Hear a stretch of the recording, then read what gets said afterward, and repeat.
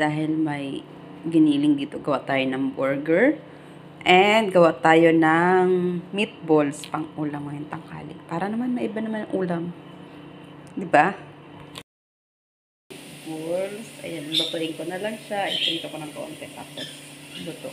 Para pang ulam.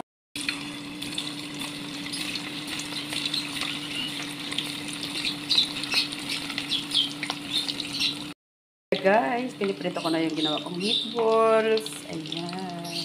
Ulam for today. Guys, brown na siya, oh.